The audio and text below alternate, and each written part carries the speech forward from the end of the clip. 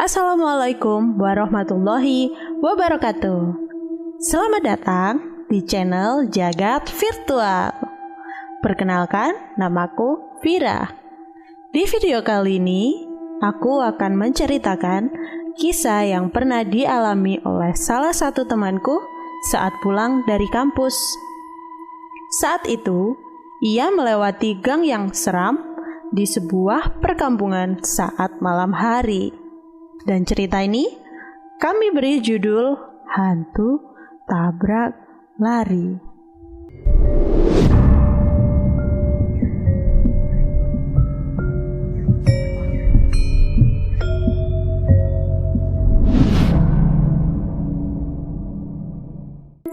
Panggil saja namaku Teguh.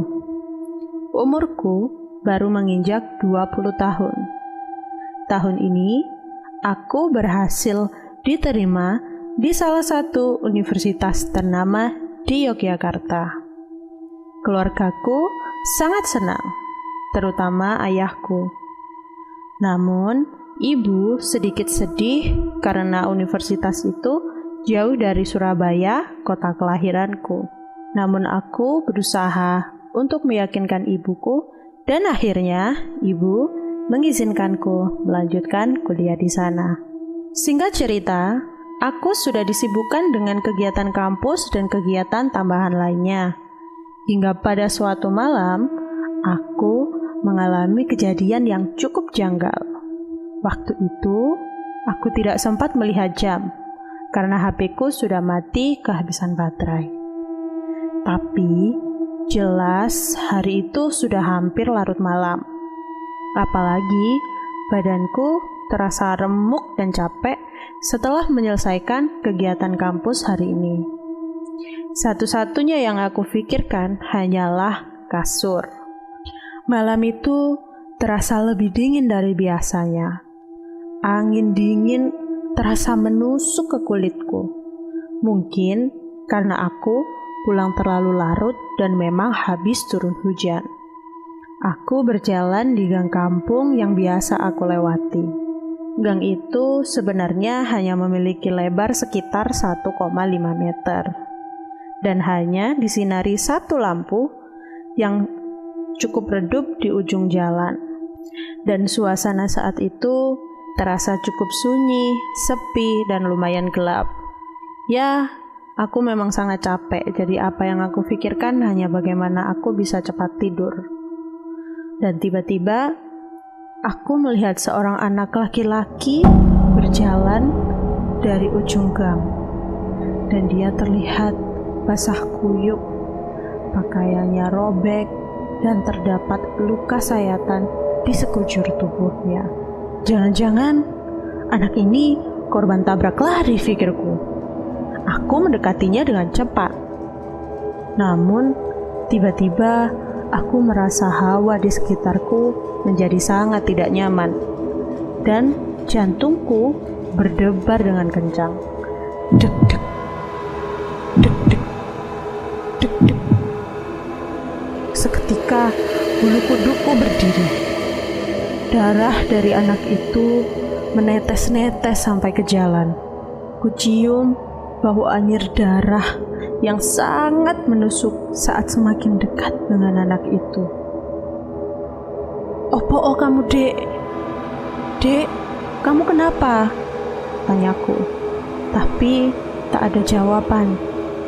Dia hanya berdiri membelakangiku. Tak lama kemudian, anak laki-laki itu menoleh ke arahku dengan perlahan. Tapi ada hal yang sangat tidak wajar. Ia menoleh hanya memutar kepalanya saja, tidak dengan badannya. Dan posisi badannya tetap membelakangiku dan aku merasa seperti mendengar suara tulang leher yang patah.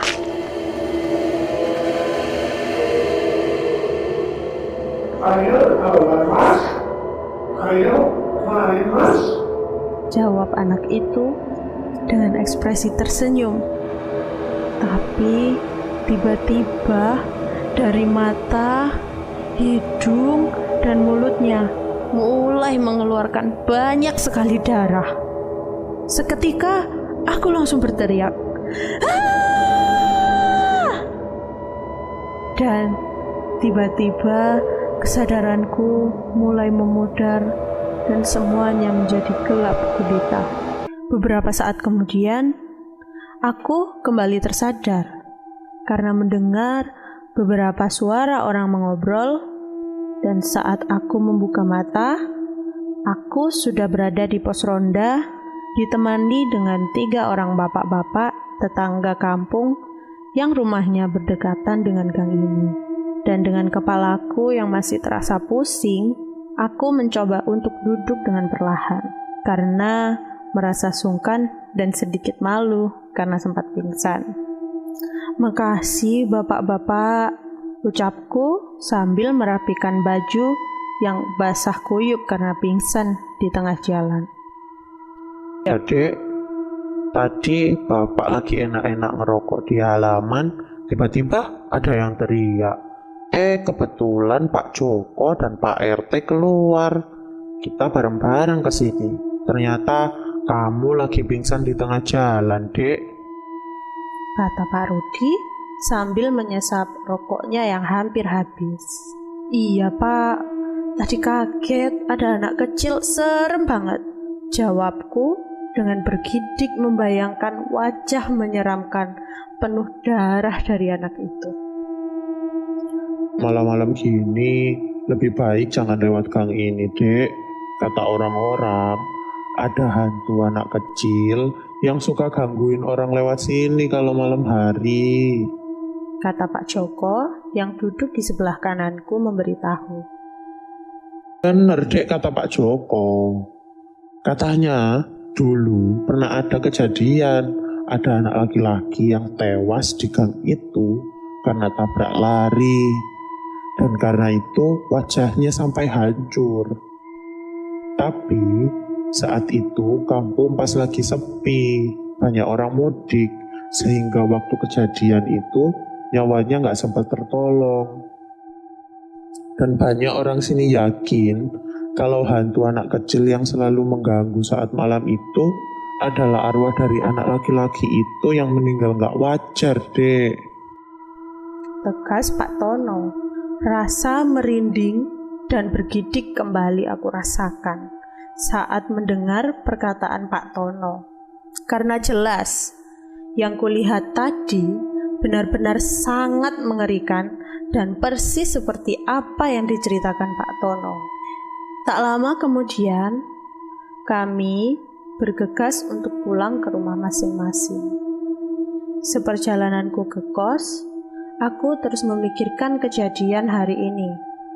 Dan sejak saat itu, saat malam telah tiba atau saat waktu lewat maghrib, aku tidak pernah lewat gang itu lagi. Demikian cerita yang bisa Vira sampaikan kali ini. Terima kasih untuk Teguh yang sudah berbagi kisahnya dengan kita, dan juga terima kasih untuk kalian yang sudah mau menonton video ini dari awal sampai akhir. Jangan lupa support kami di sosial media kami ya. Dan bagi kalian yang punya cerita atau pengalaman seram dan mistis dan kalian ingin membaginya, silahkan share ceritamu di Instagram Jagat Virtual, atau kalian bisa kirim di email kita. Jangan lupa klik like jika kalian suka, dan subscribe agar kalian tidak ketinggalan cerita selanjutnya. Sampai jumpa di video berikutnya. Bye-bye.